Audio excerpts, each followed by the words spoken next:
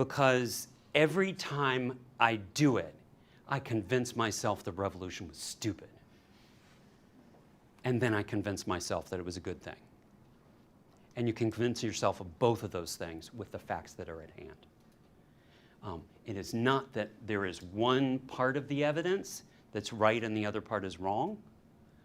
It is that it depends on how you look at it, which is the way life is. I mean, life is complicated like that. So yeah.